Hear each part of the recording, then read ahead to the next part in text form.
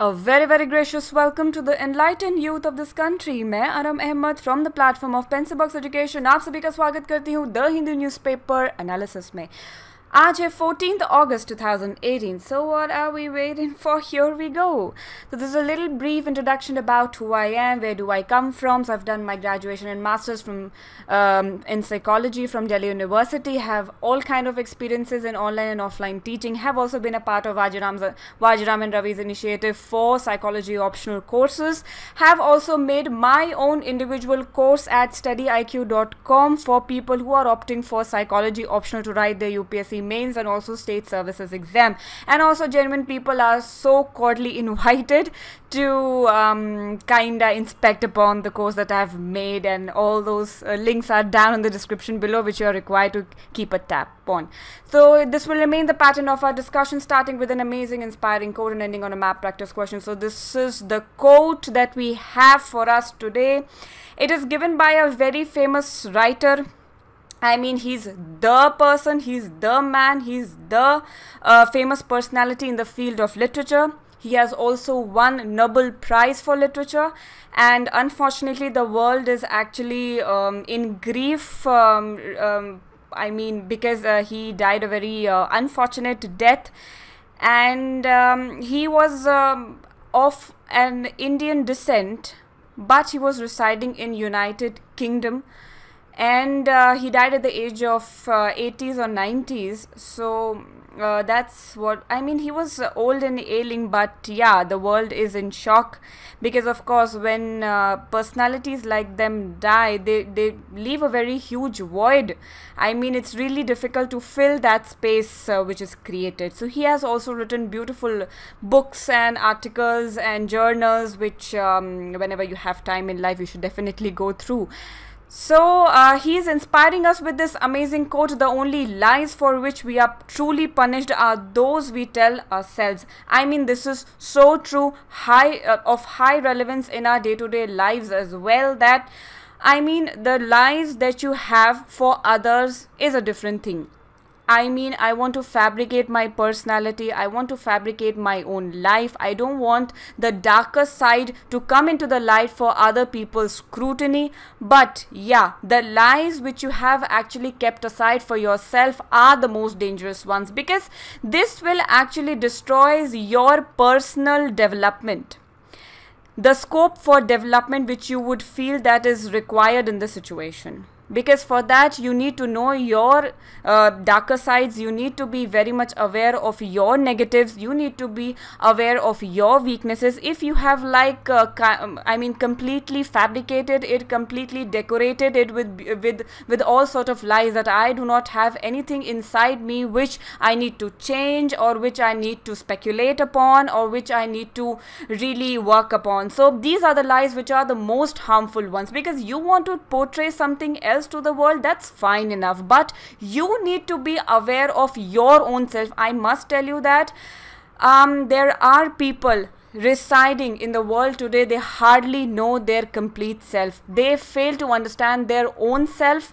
and that's why they, I mean, keep on portraying faulty judgments for other people. I mean, that's very true. So you need to always keep a tap upon the lies that you've been telling yourself, and that is a very significant part of the self-confidence or the overconfidence that you have. Alright, so this is how you're going to subscribe to our channel and hit that bell icon so that you never miss an update from Pencil Box Education. And also, I've made this FB page for you. Kindly join it, kindly like it. I keep on posting stuff. Kindly review it and be a part of the family. Help me help you, and that's how the things are, you know, I mean, they are desirable to go ahead.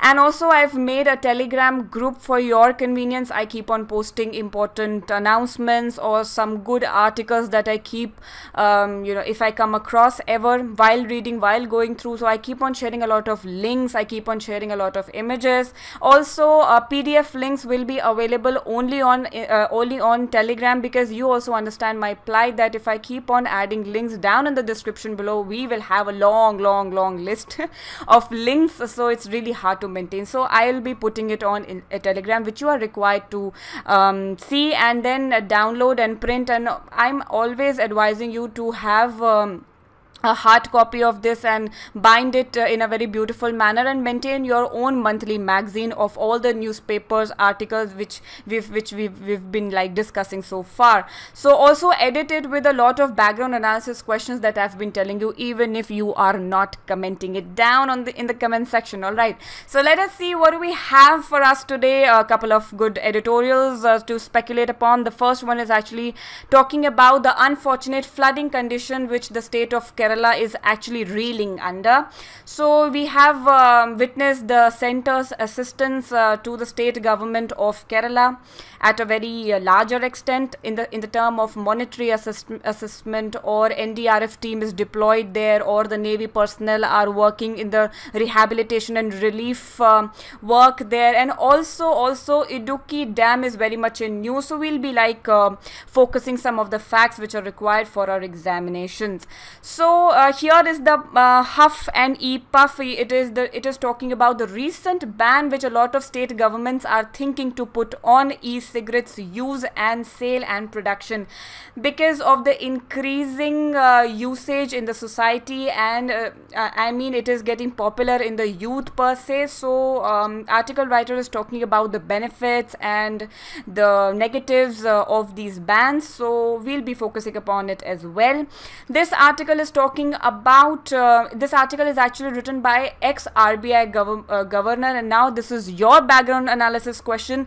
Currently Urjit Patel is the governor of RBI. Who he replaced earlier? Who was the ex-governor of the RBI? So you need to tell me in the comment section the person's name. He's really I mean he's the personality in the economics field, and he's been the biggest critic of the government economical decisions and all of that. So he has written that article in that background only. He's talking about the economy, its functioning, its development, its growth, and how it is growing, at what pace, what are the sectors which are lacking behind. So we'll be focusing upon it as well. Making lateral entry work. This is talking about the recent center government's the centre's decision to invite people from the private sector to join government at the rank of joint secretary level. So yeah, article writer is talking about few points which the government needs to follow so that we can bring this idea to a level which they are actually expecting it to be. So we'll be focusing upon this as well. Here we are going to talk about some Vedas, Upanishads, some old ailing practice which our country is actually witnessing. Since the age of Vedas, we've been practicing the social class system, the Shudras, the Vaishyas, the untouchables, the Harijans, and all of that. So yeah, we'll be focusing some points out of this article as well. Death of a Marxist. Again, here we are actually again paying our condolence to the death of a very famous leader who was born in Cairo in the country Egypt, and he was a lead critic of westernization and the Western dominance and interference in the African continent so far, that they have actually poked their nose in their internal matters and stuff. So we'll be focusing upon this article as well. Here the article writer is actually congratulating Kerala, the state of Kerala's move to invite transgender and their rights and addressing their issues, and also openly talking about LGBT community and showing some of the progressive mindset towards the society. So yeah, it is one of the most appreciated move taken by the Kerala government, and it has also provided equal pay and equal rights, right to work, right to education to transgender community residing in the state. So yeah, this was it about that article. So let us just discuss and focus upon this article. That is the first article for us. Keeping dry. It is talking about the seasonal torrential rain which the state of Kerala has actually witnessed this monsoon, and the cities, the villages are flooded with increased and alarming level of water, and especially in the Periyar river. So here the article writer is actually talking about a very important aspect of the entire scenario, and that is resilience planning which we need to focus, that is to plan to relocate people who have been affected very drastically. So we need to relocate these people, talk about their rehabilitation, their settlement in camps, and provide them food and provide them basic amenities like health or education as well. I mean, like months and months these people are displaced from their original villages and their original lives. So we need to always take care of the children. They are losing their time to study and stuff. So Anganwadi workers or NGO workers or ASHA workers, they have been deployed. I mean, we do have smaller NGOs also working in the areas which are hit by such catastrophic events. So they kind of work for the upliftment of these people, keep them engaging, and also they try to avoid the lacking behind, the education which is actually lacking behind of the children residing in these camps. So they are also targeting the hazardous zones which are particularly present in the state of Kerala, and efficient primary healthcare network is also they are to be provided, and avoid epidemic. Whenever a situation like that comes, maybe a tsunami has hit the state or a cyclone or flooding, so epidemic is something which the state is actually avoiding to encourage, because whenever this is your background analysis question to tell me the meaning of epidemic. What do you mean by epidemic firstly? So you need to Google it and tell me 2 to 3 lines upon this condition, which is very much seen drastically in states which are not that much managed, which do not manage the cleanliness and quick evacuation of the stagnated water after the areas, and quick rehabilitation of people, and also make them immune, provide them some vaccination and immunization programs so that they do not catch diseases in certain situations. So we are very much optimistic in the sense that Kerala has been a very model, a model kind of a state to other states, how it functions, its governance, less corruption, and quick in implementation of the schemes and programs, and very quick decision making, and always taking beneficial decisions for the people residing in Kerala. So yeah, we are very much optimistic about its functioning, and we are very much optimistic in the sense that be it whatever, the state will actually come out of the grief which is actually hit the state right now. So a little bit background about Idukki Dam. Dam was actually constructed in the British era, and it was funded initially by the Canadian government. Yeah, I mean, these are some of the facts which stay very much hidden. So Canadian government had actually encouraged the construction of the dam. So it is one of the highest arc dams in Asia. This is your background analysis question to tell me who are, what are, and what specialities are there of an arc dam. So tell me some of its specialities, some of its features. So it is one of the highest arc dams present in Asia. So some of its, let us just tap the water route which is there, which is flowing through these dams and reservoirs. So Mullaperiyar Dam is also present in the state. Mullaperiyar Dam. Alright, so just see its location as well. Whenever such terminologies come, I tell you, you need to keep a map handy next to you so that you keep on verifying where these places are placed on the map, and districts and the resultant areas and state, because it is of utmost importance in today's time, especially the southern states.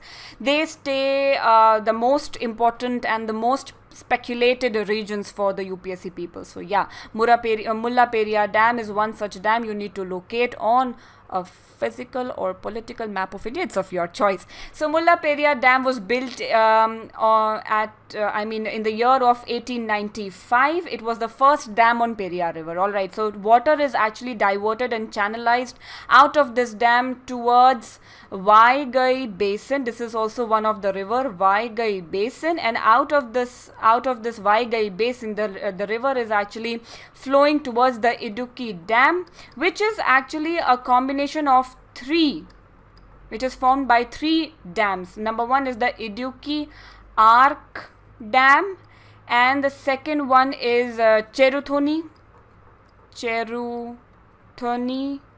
dam, and the third is your Kulla Mavu. I'm sorry if I'm pronouncing these words incorrectly. Just forget my pronunciation, or just focus on the spellings. So this is a gravity dam. So these three dams are actually making the Idukki Dam reservoir, and they are actually protecting the state from the condition of flash floods and stuff. So the red alert was actually issued last week when the water level was rising at a very dangerous level, so the gates were open, and the catchment area, the flood plain of the river Periyar was actually evacuated, and people were rehabilitated to some facilitatory camps nearby.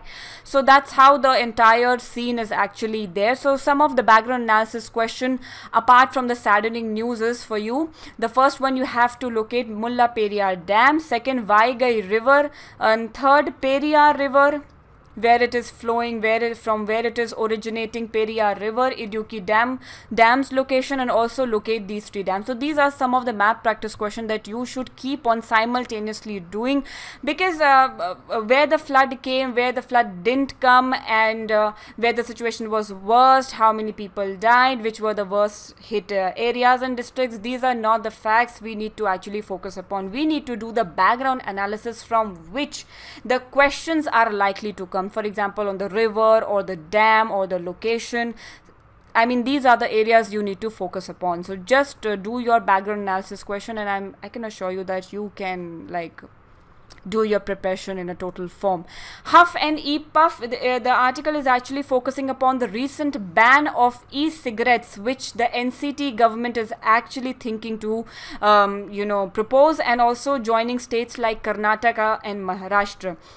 Also, Union Ministry of Health and Family Welfare have taken a stand against these e-cigarettes.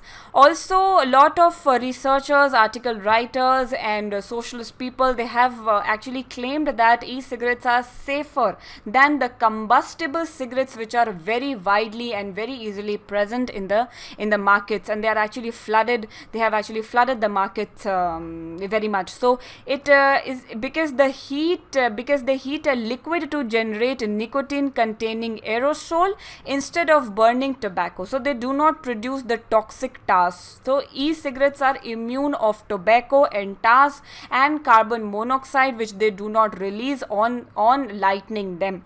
So the writer is also saying, even if they have a lot of benefits of using e-cigarettes, they are not immune to a lot of hazardous points, which we should never forget, that at high temperatures e-cigarettes produce carcinogens, for example formaldehyde.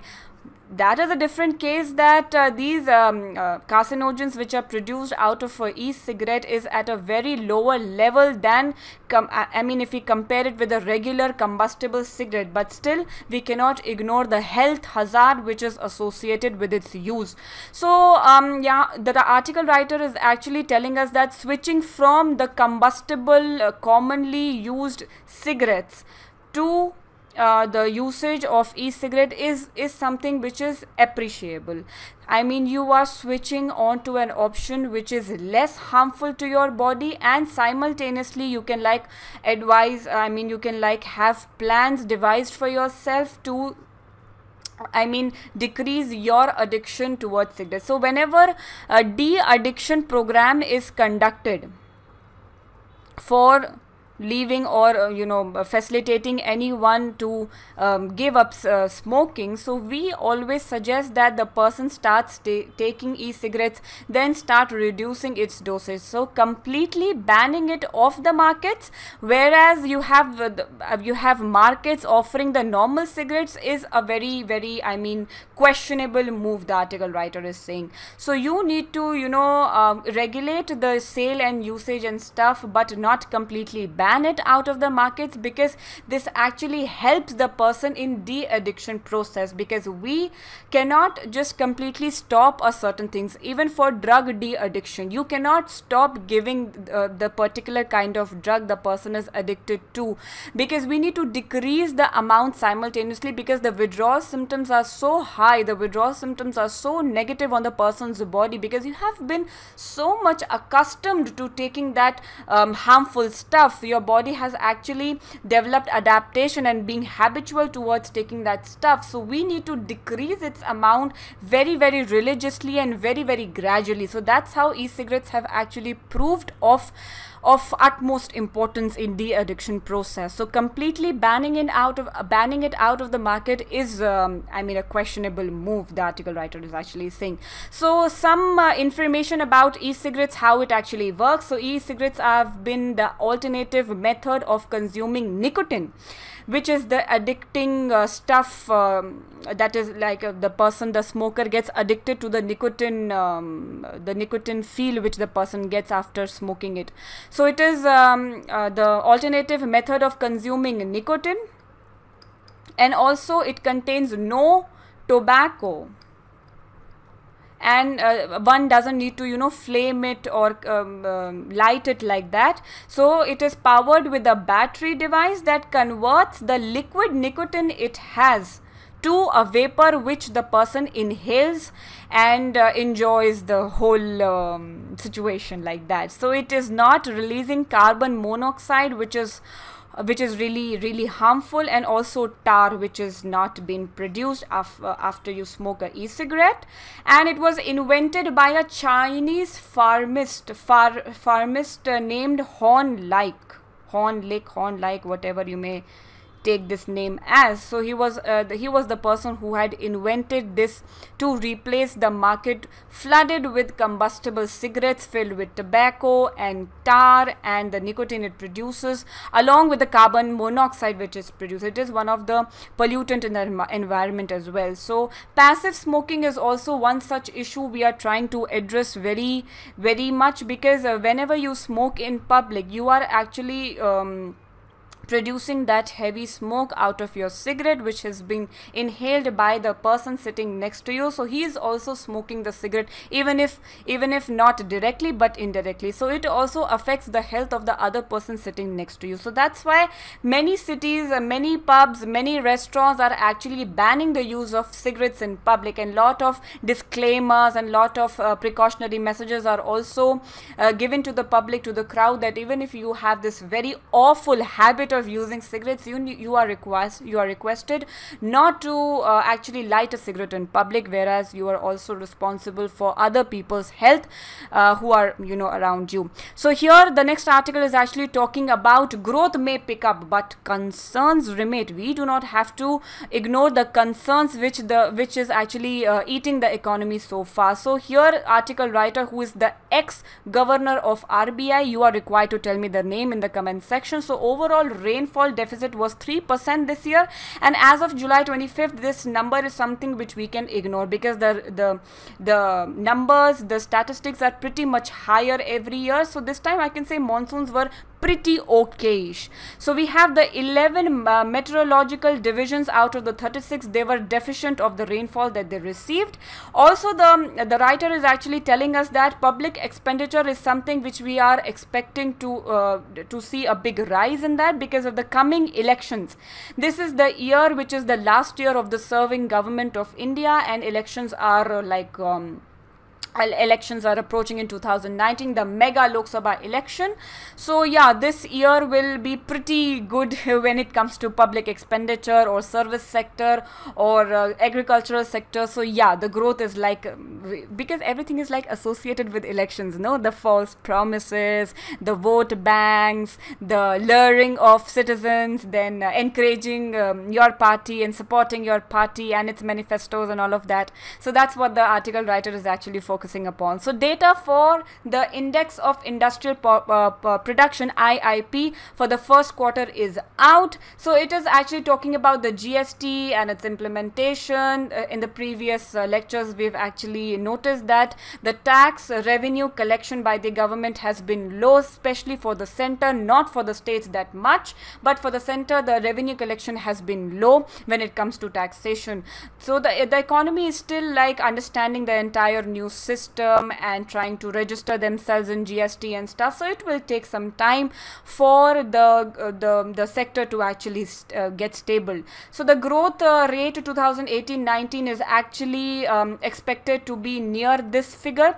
Actually, when the demonetization and GST had actually plagued our economy initially, so the growth rate had actually dropped to 5.6%. Now it has been increased to 7%. So this is somewhat a very, still a decent figure that we can actually speculate upon. The external market has been very much unpredictable when we actually witness a lot of trade wars. Tit for tat trade wars are happening between USA and China. These are the mega economies emerging in the export sector. So of course, when they are fighting among themselves, so comparatively lesser developed economies like India are to be, we have to be stay cautioned and stuff like that. We have to make policies accordingly. And also sanctions against Iran, which is to unfold at the month's end. I think in the last week of August or the first week of September, we are going to witness fresh sanctions against Iran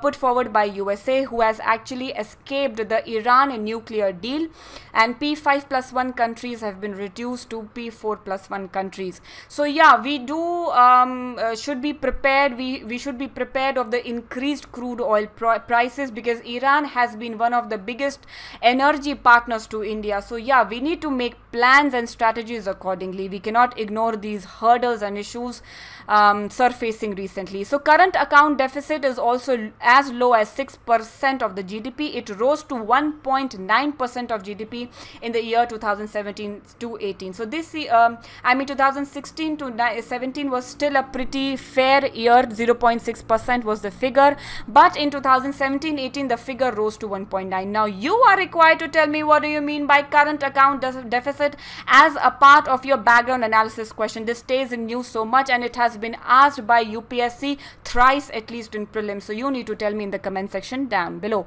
With rising trade deficit, because India has always been witnessing trade deficit, and we have never experienced trade surplus. That means our exports are not at the level like our imports. We import a lot and we export less. So it is like very much of a trouble to the economy, because forex reserve is something which we are actually concerned about. Also, RBI's latest report on financial stability reveals that the NPO ratio is still on at a very alarming level for the scheduled commercial banks, and it has actually risen up to the level of 11.6% as of March 2018. The ratio for public sector banks were 15.6%. So in that background, a lot of financial policy developer, critic, they have actually welcomed the move to establish asset reconstruction companies. So let us see how the concept of bad banks or asset reconstruction companies are actually giving results in the banking sector, which is like the most important we can say move we can appreciate. So two aspects of fiscal deficit.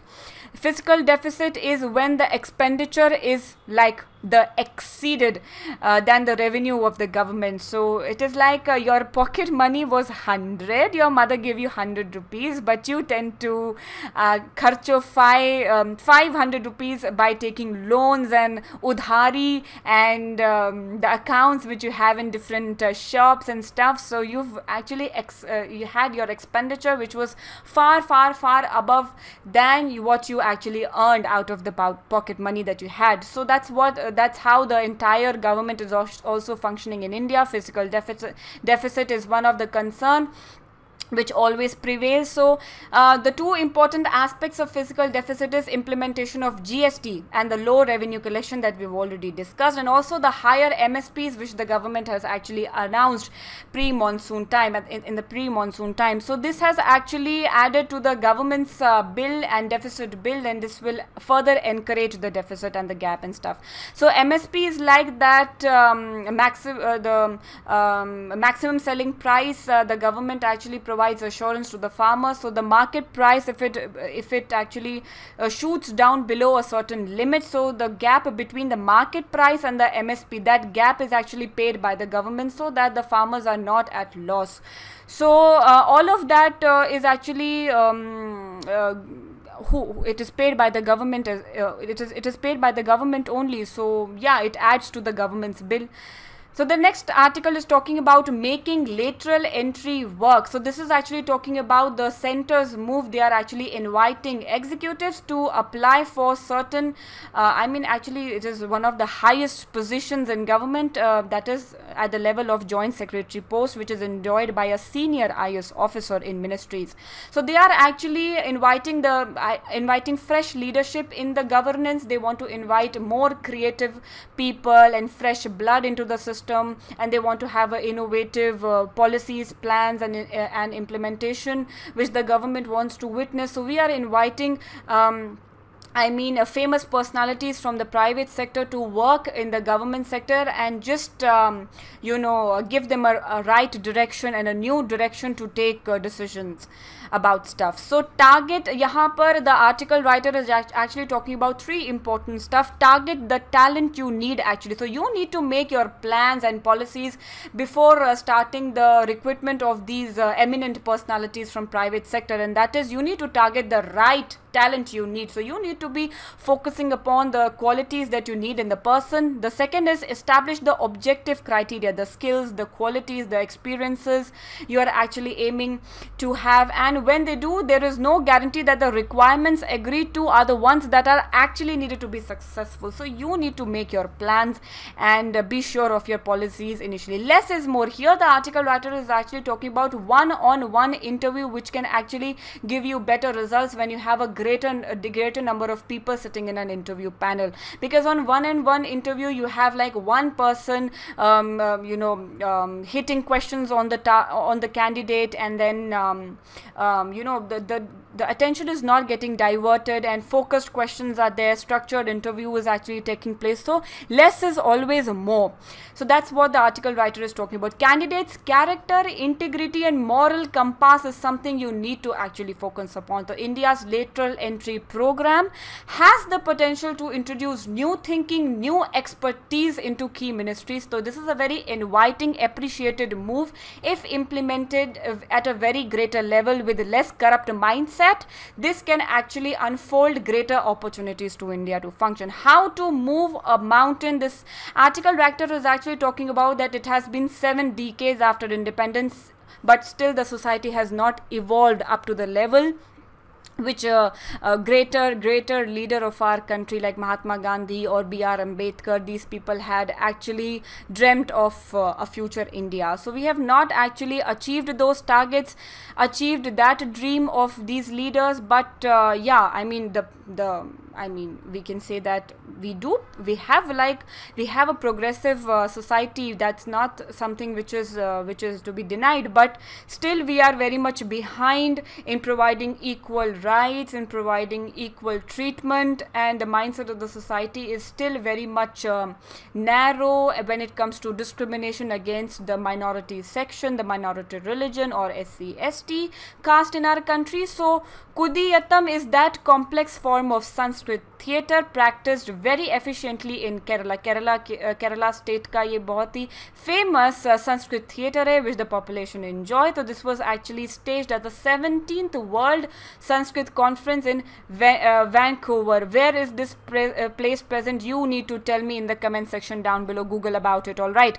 And also we cannot forget the contributions made by Jyotiba Phule and B.R. Ambedkar and E.V. Ramaswamy. You also need to speculate upon the contributions given by them, like Harijans and all of that. The concept of Harijan was actually encouraged by B.R. Ambedkar and Mahatma Gandhi ji, can mean child of God in Gujarati or embodiment of God in Sanskrit. So that's how these explanations are given to the Harijans, which was actually used as a bad name for the weaker section of the society. So it is high time that we should be focusing upon egalitarian citizenship, egalitarian rights, egalitarian way of functioning. And what do you mean by egalitarian? Egalitarian means keeping everyone alike, keeping everyone at the same level when it comes to employment or rights or opportunities or health sector or education. You need to treat everyone at one level.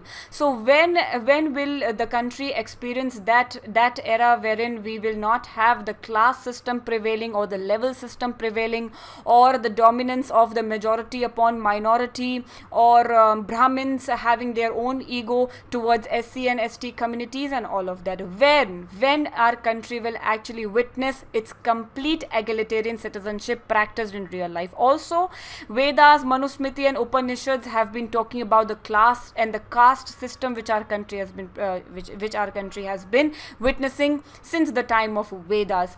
Our post-Veda period has been like really bad when it comes to casteism, because the casteism had started taking its present form. So the casteism was actually made according to the occupational activities which the people were actually engaged in. Like the Brahmins, they were the political and the king people, and then Kshatriyas were the warriors, and Shudras and Vaishyas were the goldsmith people or the artisan or the agricultural people. So that's how the division of the society took place. But in the later times, it was actually interpreted in a very, very narrow sense, and this has resulted in actually discriminatory practices against these SC/ST people. So the next article is talking about death of a Marxist. Samir Amin was the person's name. He died on 12th August 2018, that is 2 days before, and that's how the whole country, that is Egypt, where he was born, and he was actually fighting for rights of the people there. So the whole country is in shock and grief. So this person was actually against the European nations and the Western countries. They were actually very much developed, and they were dominating these weaker sections of the society to cater their growing needs. For example, they are indulging in economies of the African nations so that they can get in resources from them to feed their own growing industries and stuff. And that's how they have like exploited these countries, and it has been transporting people from the African countries to their own countries for cheap labor and stuff. So for that only Samir Amin has actually come forward to talk about these issues which have been eating African countries so far. So he has also written this very famous book, Accumulation on a World Scale, which talks about dependency theory, which is actually how resources flowed from the countries of the periphery, I mean the less developed countries, to enrich the countries of the core through a process that he called imperialist rent. So that's how he's like condemning the entire process and activities of the developed nations to exploit these developing countries, whereas we need to actually focus, we need to actually take the responsibility that you are a developed nation, you have a lot of money, and you should also indulge in activities to bring these less developed nations up to a greater level of advancement. And in spite of that, I can say that not realizing your moral responsibility against these nations, you are actually trying to exploit them, which is like the worst thing a person can do.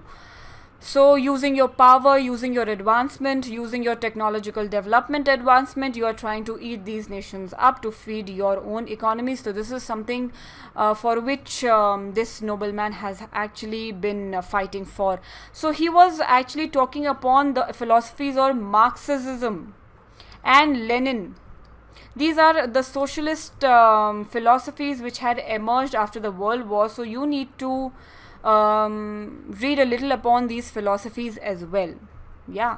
So the next article is talking about ease of living index. So Patna is ranked among the first cities on the ease of living index. So 111 cities were actually surveyed upon. So this index was brought by Union Ministry of Housing and Urban Affairs. So these little informations are important for MCQ questions. New Delhi has been ranked 65 among 111 cities, and Chennai is at the 14th place. Kolkata did not participate, and Patna was ranked the lowest. Pune had topped the list. Alright, the parameters were institutions or governance, social indicators, economic indicators, physical infrastructure. Also we do have the problem of data collection, which was the biggest hurdle whenever such surveys are happening in our country. The departments are not maintaining data on the ground level. So when you do not have data, you cannot have a statistics, and then you cannot have the whole policy implementation survey that we can actually do, how the policies are actually working, what are the results which are happening, which are coming. So data collection and data maintenance is one such issue which our country is actually experiencing. So we need to focus upon that. Particular complications were seen in the indicators such as health, because local governments are not maintaining the records in the private hospitals. So record maintenance is something which we should focus upon very much.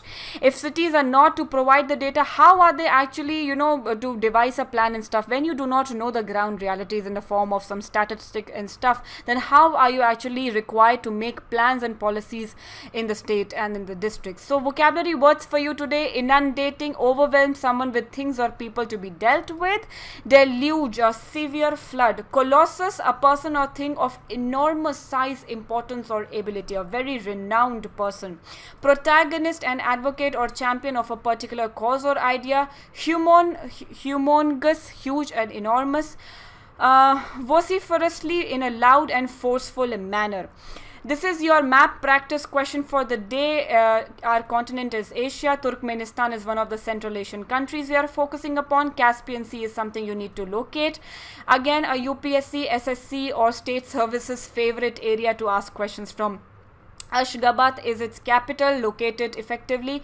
And these are the two map practice questions that you are required to tell me in the comment section down below. Countries that share Aral Sea: Kazakhstan, Uzbekistan, Turkmenistan. And also Turkmenistan shares borders with which of the following countries or country? You are required to tell me in the comment section down below. Please, I do await your replies. Stay tuned to Pencil Box Education for more videos and updates, and do check out the links down in the description below regarding my Facebook profile, or you can follow me there, or the Telegram link, or the Facebook page and stuff like that. Also, the PDF links are to be given in the Telegram group, because understand my plight as well, that the list will go on heavily. So I'll be providing that on the Telegram group. Do give this video a big thumbs up, and do subscribe to our channel and hit that bell icon so that you never miss an update from us, and share a word of awareness. Please, I do seek your support. This is my email ID that you can use to connect to me personally, plus the comment section you may use. Thanks a lot for being a patient listener. Do your background analysis questions daily. Be happy, stay positive, spread love. That's the most important thing. Signing off from Pencil Box Education. Jai Hind, and thank you for watching.